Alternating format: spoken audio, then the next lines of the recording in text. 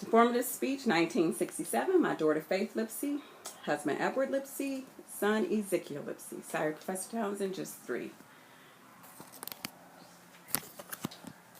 Hello, Professor Townsend. Summer of love, war, and riots. Imagine the year is 1967, the year that produced some of the greatest hits out of Motown, while at the same time the Hitsville USA's writing team of Holland and Dozier was suing Motown. The cost of a house was $24,600. The average middle class income was $7,143. A gallon of gas was 33 cents. A dozen of eggs was 49 cents. A gallon of gas was $1.03. My, how times have changed. While unemployment was at a whopping low 3.8%, and it all seems as things were great and good for the United States of America, but that was far from true. Young people all over the U.S. was about to make a pilgrimage to Hyde-Asbury Park, San Francisco. Love, hippie style. This was the year of love. The hippies descend on Hyde-Asbury Park for a weekend of creative expression, sexual freedom, psychedelic drugs, and politics. Over 100,000 young people made the pilgrimage to Hyde-Asbury Park. This became the epicenter of a powerful movement of self-expression, love, peace, and harmony. People from very many diverse educations and backgrounds came together to express their complete desire and protest against the war, the Vietnam War. War was the Achilles heel for America at this time, the Vietnam War. On the heels of the love and sex movement was one of the most controversial and highly political charged wars. The Vietnam War was fully charged and at its most devastatingly high, with over 500,000 more troops there fighting than we had in the Korean War. This war was to be a news for the United States of America. Rallies took place all over, protesting this war and the senseless deaths and violence that it produced. Dr. King, with many others, marched in protest.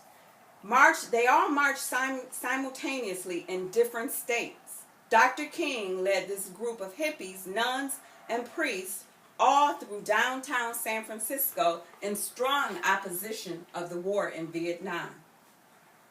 Meanwhile, there was civil unrest in Maryland, Detroit, and many other cities all over the United States of America. Headline reads, H.R. Brown cries, "Burn this town down," while in Maryland, apparently people were listening as racial riots in Detroit end the summer of love. In violence, 43 are dead, 1,700 stores destroyed, as federal troops are deployed to deal with the mayhem.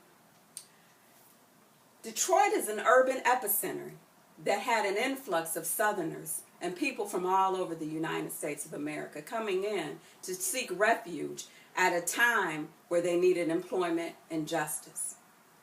During the 40s, 50s, and 60s, Detroit was considered to be the motor city. We produced many cars.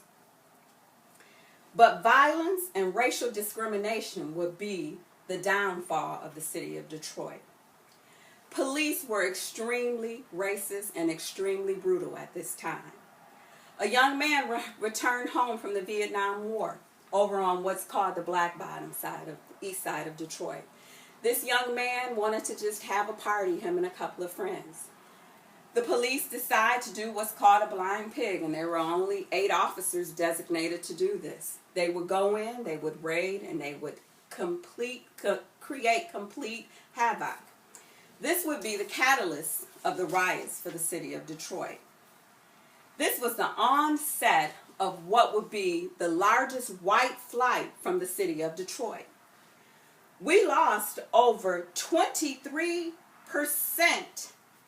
of the white population within a 7 to 8 month period.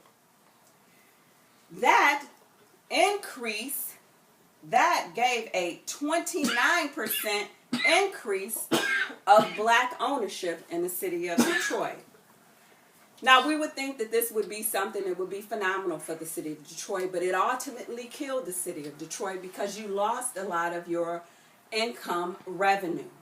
Because blacks at that time were not allowed to make the same amount of money as their counterparts, even though they were far more educated than the white counterparts. The Summer of Love Warren riots was to be a pivotal point in which changed the shape of America. We will never see such unification and support, good or bad, as we did in 1967. Thank you.